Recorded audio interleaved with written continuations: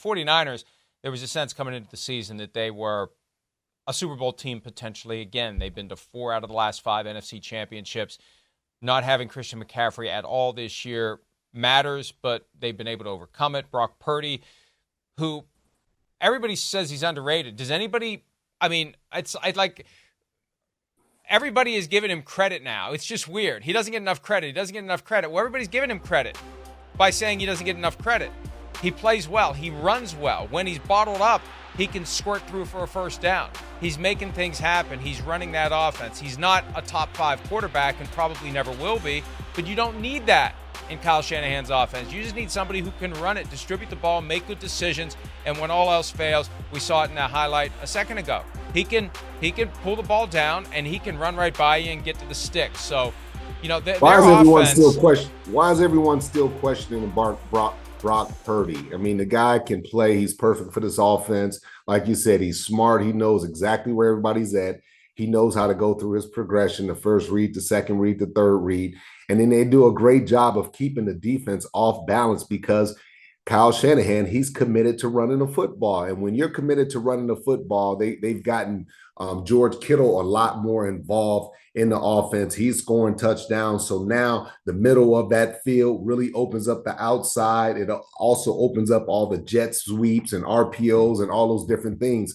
So Kittle having an impact on the game, the offense, the defense, and how they do things, it's been huge for him. It's not just Debo and those wide receivers, but it's been Kittle. And of course, that run game has been fantastic. But when you get George Kittle, he's a willing blocker. But when you get him catching passes, going down the deep sideline or going across the middle, and you have to tackle that big beast, it makes it very difficult on the defensive players. But yeah, George Kittle, he's been a big key for them. 5 catches, 58 yards, a couple of touchdowns last night for Kittle. Well, back to Purdy. I wonder whether he still carries this notion that the chariot's going to turn into a pumpkin. Last pick in the draft, right place at the right time, Kyle Shanahan offense, not about the guy, it's about the offense, it's about the system. And meanwhile, he just keeps performing. He just keeps getting it done. He doesn't look like the big 6'5", picture-perfect central casting quarterback.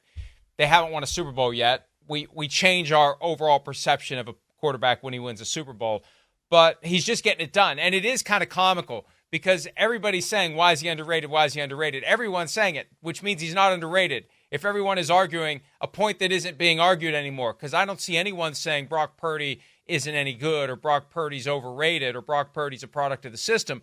We all see with our own eyes what he can do. I just think the problem is there's kind of a edge of the seat. When is this magic going to end? When is he going to get figured out? And he hasn't been. And at some point, we just have to accept he's not going to be. You got to understand, this is not going to happen because he's not one of those guys where he comes in, he has a little success, and now he's feeling good about himself. Brock Purdy is the right guy. He's the right person.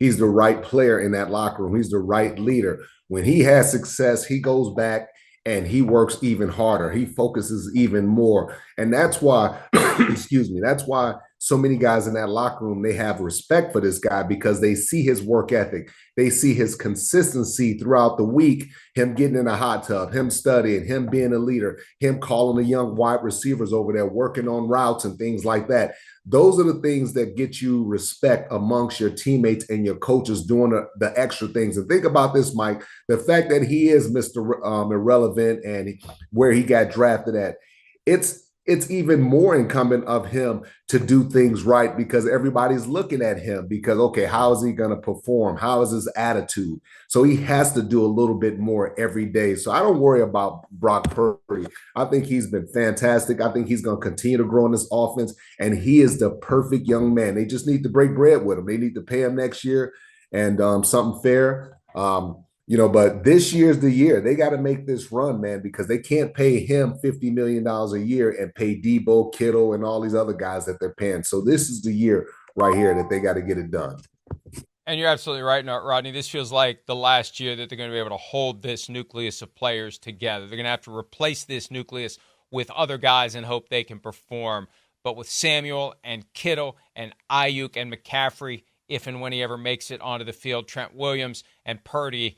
And then you throw in Fred Warner and Dre Greenlaw on the other side. And Greenlaw is still recovering from the Achilles tendon tear that happened at the Super Bowl. This feels like it. This feels like their last run. Hi, it's Mike Florio. Thanks for watching PFT on YouTube. Hit subscribe for the latest news and analysis from Pro Football Talk.